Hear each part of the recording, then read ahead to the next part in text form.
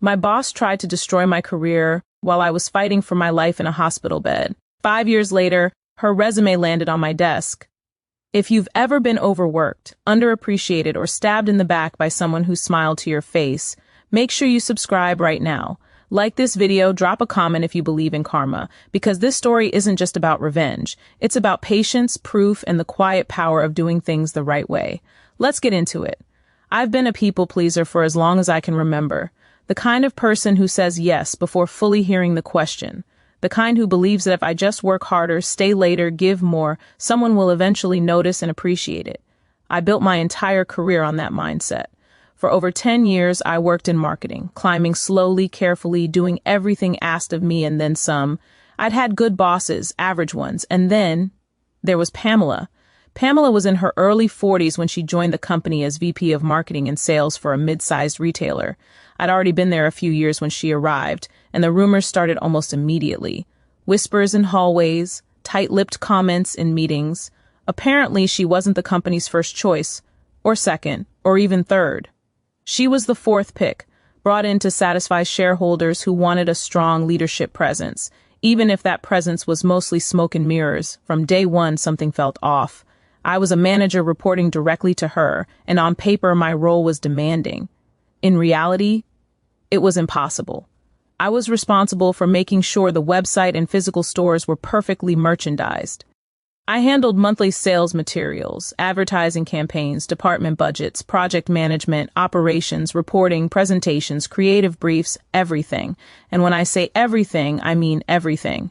Because here's the part no one talked about out loud. I was doing her job too. I had access to Pamela's email because so much of the department would grind to a halt otherwise. There were days I'd send emails on her behalf just to keep projects moving. She'd stroll in after 10 a.m., coffee in hand, talking loudly about her business lunches, while I was already 5 hours deep into problem-solving mode.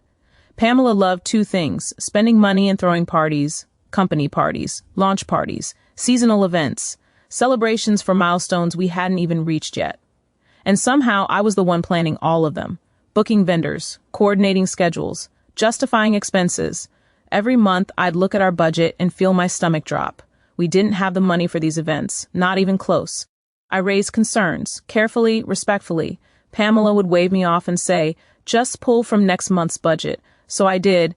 At the beginning of every month, there was the real budget. And by the end, there was the version Pamela wanted me to submit. Numbers rearranged, expenses shifted, overspending disguised. Always under her direct instruction. Always her handwriting on the printed copies, circling figures, scribbling notes like, move this here or adjust this to balance. I knew it was wrong. I knew it was risky. But I also knew I had a mortgage, a child, and a reputation as someone who made things work. I was working 12-hour days, sometimes more. I'd come home, put my kid to bed, then open my laptop again.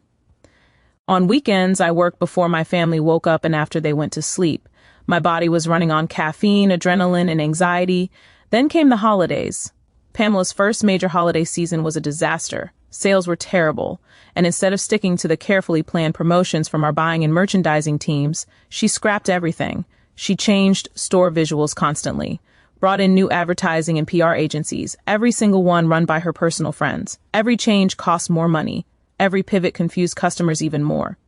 Inside the office, tension was thick. Emails flew, deadlines shifted, blame floated in the air like a bad smell. And that's when my body finally gave up. What started as a stubborn infection spiraled into sepsis. One moment I was exhausted but functioning. The next, I was in a hospital bed with monitors beeping and doctors speaking in clipped, urgent tones. I remembered the sterile smell, the harsh lights, my husband's face pale with fear as a doctor told us stress had likely pushed my body past its limit. Work needs to stop, they said. Now, as I lay there weak and shaken, something cracked inside me. For the first time, I really saw the cost of my people-pleasing. Not just missed dinners or canceled weekends, but my health, my life. While recovering, old habits crept in. One afternoon, out of pure reflex, I checked my phone, then my email. Then Pamela's. I told myself I just needed to organize things so accounting wouldn't be behind when I returned. That lie lasted about 10 seconds. At the top of her inbox were emails from the past 3 days, not business-related, personal, casual, cruel.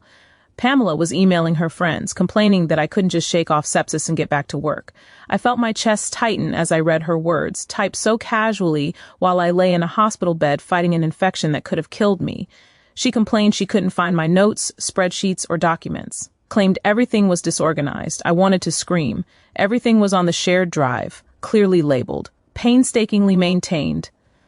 Then I found the email that changed everything. Pamela had reached out to a former colleague, asking for advice on how to bring in sales and save her job. In the long thread that followed, the colleague asked a simple question. Was there anyone managing most of the department's work? Pamela answered honestly. She said it was me. The colleague responded with chilling calm. If I was managing everything, then clearly any failures could be blamed on my mismanagement. Pamela mentioned I was hospitalized. The reply came back fast. She couldn't fire me outright. It could look like retaliation for medical leave. But if she could prove I was stealing, misusing company funds, or mishandling budgets, then she'd have grounds. I stared at the screen, hands shaking. This wasn't paranoia. This was a plan. When I returned to work, Pamela greeted me with concern so fake it almost impressed me. She called me into her office and said she was worried I was taking on too much. She told me she was taking the budget off my plate. Relief flickered, then died. She handed me a small stack of invoices and told me to drop them with accounting. Then she leaned in, voice F. Under no circumstances was I allowed to discuss budgets with accounting. If I had concerns, I was not to go to HR. Everything had to go through her. I walked out of her office with my heart pounding. The trap was set, but Pamela had made one mistake. She underestimated the relationships I'd built while doing her job. Lois, the main accountant, was in her 50s, sharp, observant, kind. Over the years, she'd watched me quietly fix problems, answer questions, and clean up messes that weren't mine. She'd once told me, if you ever need help, you ask. I took the invoices from Pamela's desk. Then I added something extra. The email threads I'd read in the hospital. The unedited budget for the current month before Pamela could manipulate it. Hard copies of old budgets with her handwriting instructing changes. And an email from our first budget adjustment where she subtly threatened my job if I didn't comply. I slid everything into a thick folder. When I walked into accounting and saw Lois, she smiled and started to ask about the invoices. I cut her off. Very calmly, very clearly, I said Pamela was the only person she was allowed to discuss budgets with. Lois's eyes dropped to the folder, then back to my face. She nodded once, firmly, and kicked me out of her office. Within a week, Pamela was gone. No dramatic announcement, no apology tour, just whispers, closed-door meetings, and then her office was empty. HR and the CEO called me in personally. They apologized, gave me a paid week off, told me I'd been failed. I stayed another year, long enough to heal, long enough to learn. Then I left. Today, I'm still in sales and marketing. I'm a manager again, but this time, it's DI. Efferent. My boss, Mike, trusts me, backs my decisions. We're building a team I'll fully direct. And then today, I saw her name, Pamela. I stared at the resume, hoping it was coincidence. It wasn't. Same career path, same timeline, same exaggerations. She claimed my achievements as hers, claimed an 87% sales growth during that disastrous holiday season. I didn't feel angry. I felt calm. As someone who believes in second chances, it surprised me how easy it was to click disqualified. No confrontation, no speech, just a quiet final decision. Justice doesn't always shout. Sometimes it clicks. If this story hit home, like the video, subscribe, and share it with someone who needs. A reminder that patience and integrity win in the end. And tell me in the comments, what's the most satisfying karma you've ever seen?